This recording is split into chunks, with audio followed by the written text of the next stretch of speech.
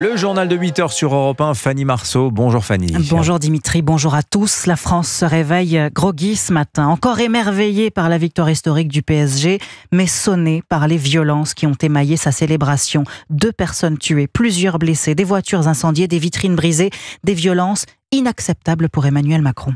Rien ne peut justifier ce qui s'est passé les dernières heures, rien. Et donc je vous le dis, la réponse de l'État sera à la hauteur. Nous poursuivrons, nous punirons. On sera implacable.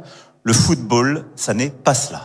Le chef de l'État menace. Bruno Retailleau, le ministre de l'Intérieur, qualifie les casseurs de barbares.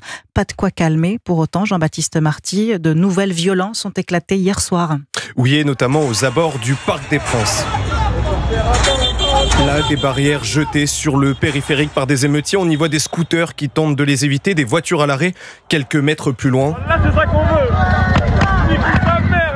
Un radar dégradé, des jeunes femmes qui se plaignent même d'attouchements sexuels, scène de chaos donc tout autour du stade, des images qui tranchent avec la fête à l'intérieur du Parc des Princes, des incidents aussi sur les Champs-Élysées où les policiers ont de nouveau fait face à des tirs de mortier. Voilà, 2 nuits de chaos consécutives. Jean-Baptiste Marty, quel est le bilan total de ce week-end de violence ? Eh bien, hier soir, plusieurs dizaines d'interpellations en début de soirée, 9 sur les Champs-Élysées et au moins une autour du Parc des Princes. Bilan qui reste encore à consolider avec la soirée de samedi. Plus de 573 personnes ont ainsi été interpellées partout en France et ce lourd bilan humain, 2 morts, une jeune femme à Paris et un jeune adolescent de 17 ans à Dax. Enfin, côté forces de sécurité, 7 sapeurs-pompiers blessés ainsi que 22 policiers et gendarmes, dont un placé dans le coma à Coutances dans la Manche. Merci beaucoup Jean-Baptiste Marty. Alors, question ce matin sur Europe 1, le dispositif de sécurité de ce week-end à Paris était-il sous-dimensionné ? 5400 policiers et gendarmes ont été mobilisés samedi soir. Des forces de l'ordre qui ont tout fait pour contenir les débordements, mais qui se sont retrouvés face à des individus qui semblent ne craindre aucune autorité et dont la violence est un feu nourri depuis des années par un abandon collectif, selon Éric Henry, délégué national Alliance, invité d'Europe 1 matin. Un week-end en enfer pour nos collègues qui ont dû affronter le pire. Mes collègues, grâce à leur mobilisation, ont évité le chaos national. Ils ont permis de contenir une situation à haut risque dans un contexte où on était en guerre civile, enfin en violence urbaine. Depuis 40 ans de laxisme et qui ont conduit à cette situation qu'on connaît actuellement. Et les policiers, gendarmes, les forces de sécurité intérieure, qui arrivent en bout de chaîne, ne peuvent pas guérir de tous les maux.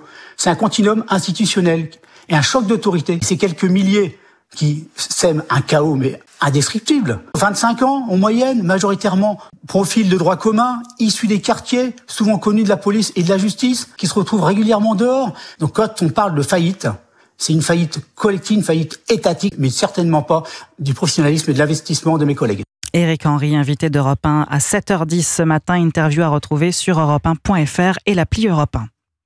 Les violences, telles qu'on en oublierait presque la joie et la fierté du PSG. Victoire historique samedi soir en finale de la Ligue des Champions. Plus de 50 ans que le club attendait ça. Et quelle victoire, 5-0 face à un Inter Milan complètement atone. Bonjour Cyril de la Morinerie. Bonjour à tous. Avec ce sacre européen, le PSG change de dimension, Cyril. Ce trophée en appelle d'autres parce que l'équipe est jeune et elle n'a pas encore révélé tout son potentiel.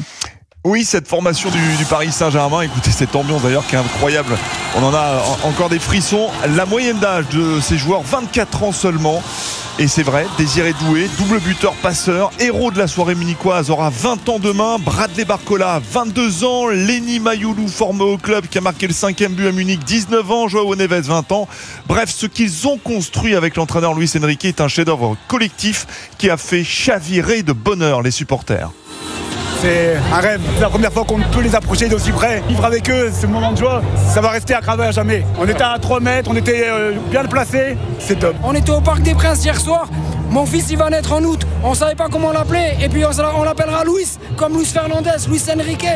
Merci Paris. J'espère que ça ne sera pas la première et on gagnera d'autres. Voilà, le PSG intègre le cercle des 22 clubs qui ont remporté la Ligue des Champions et les Parisiens sont champions d'Europe effectivement. C'est une quête qui va sans doute les libérer pour aller chercher d'autres trophées. Une seconde, pourquoi pas Ligue des Champions pour égaler la Juventus de Turin, Chelsea, Benfica, Porto. Et puis le 15 juin, les Parisiens seront aux États-Unis. Ils disputeront le championnat du monde nouvelle formule. Il y aura 2 autres finales, la Supercoupe d'Europe en août prochain, la Coupe intercontinentale en décembre. Bref, cette équipe parisienne est si forte, si soudée qu'elle devrait encore nous offrir de grands moments de joie. Merci Cyril de la Morinerie. Tu en parlais du bilan de la soirée tout à l'heure. Un nouveau bilan tombe à l'instant. Il donne 79 personnes interpellées cette nuit à Paris. Vous écoutez Europe 1 matin, il est 8h07. Dans l'actualité ce matin aussi également, ces dégradations à caractère antisémite recensées à Paris et à Lyon ce week-end. Oui, nouvelle dégradation hier. C'est une information Europe 1 à la Fondation pour la mémoire de la Shoah dans le 8e arrondissement de la capitale. Samedi déjà, le mémorial de la Shoah et 2 synagogues parisiennes avaient été aspergées de peinture verte. À Lyon, c'est une école primaire qui a été prise pour cible avec des croix gammées inscrites sur les murs. Bonjour Jean-Luc Boujon. Bonjour. Correspondant d'Europe 1 dans le Rhône, vous vous trouvez devant cette école lyonnaise où les enfants retournent en classe ce matin. On imagine l'indignation générale. Oui, effectivement, ces dégradations et ces inscriptions faites ce week-end, sans doute dans la nuit de vendredi à samedi, ont choqué les parents. Alors sur place, les policiers ont trouvé des croix gammées, mais aussi des slogans pro-palestiniens ainsi que des étoiles de David taguées dans 3 classes de cette école primaire publique Nové-Josserand dans le 3e arrondissement de Lyon. Inadmissible donc et choquant pour Alexandra, une maman d'élève. Je trouve ça triste, c'est une école, c'est des enfants qui sont dedans, je pense qu'ils n'ont rien à voir avec tout ça. Eux, je pense du coup, ils vont voir ça, ils vont poser des questions. Je pense que, voilà, mon fils, il a 8 ans, je pense pas qu'il ait besoin de voir ça. Je savais pas que c'était des caractères antisémites, sincèrement. Ça vous choque? Ouais, franchement, c'est une école publique. Bon, je trouve ça triste. Un départ d'incendie a également été constaté dans les toilettes de l'établissement. Des actes condamnés sans réserve par l'adjoint à la sécurité de la ville de Lyon, ainsi que par la préfète du Rhône qui parle de dégradation abjecte commise dans un lieu d'éducation. Indignation aussi des institutions juives, comme le CRIF Auvergne-Rhône-Alpes. Des inscriptions qui ont en grande partie été effacées ce matin, nous dit le directeur, alors que les élèves reviennent en classe après le pont de l'Ascension. Une enquête a été ouverte pour tenter de retrouver le ou les auteurs des faits. Merci Jean-Luc Boujon en direct de Lyon pour Europe 1. Aux États-Unis, 6 blessés cette nuit lors d'une manifestation en soutien aux otages israéliens détenus par le Hamas. Un homme aurait lancé un cocktail Molotov sur la foule. Le suspect a été arrêté, placé en garde à vue. Le FBI qualifie les faits d'attaque terroriste ciblée. Et puis ils vont avoir les nerfs en plat toute la journée. Les terminales vont connaître ce soir les résultats de Parcoursup. Des semaines qu'ils attendent ça. À 19h, les quelques 980 000 lycéens et étudiants en réorientation recevront les premières réponses à leurs vœux. Pour éviter tout bug informatique, la plateforme sera dans un premier temps disponible en mode consultation. Les candidats pourront commencer à répondre aux propositions d'admission au cours de la soirée. Quelle sera la suite, Louise Salé ? Eh bien, si un candidat reçoit une réponse favorable, il peut la valider ou la refuser définitivement. Il a quelques jours seulement pour le faire. Une alerte par mail et par SMS va le lui rappeler. Il peut aussi garder cette place tout en conservant d'autres vœux pour lesquels il attend une réponse.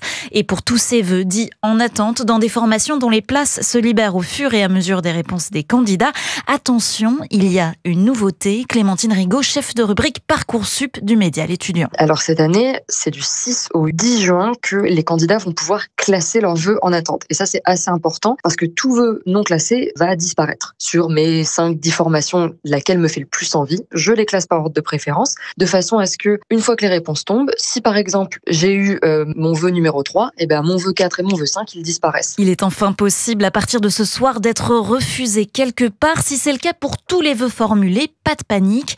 La phase complémentaire de Parcoursup démarre le 11 juin. Il sera alors possible de reformuler de nouveaux vœux dans les formations où il reste de la place. Louise Salé du service Société d'Europe 1. Merci Fanny Marceau, c'était votre journal. Dans un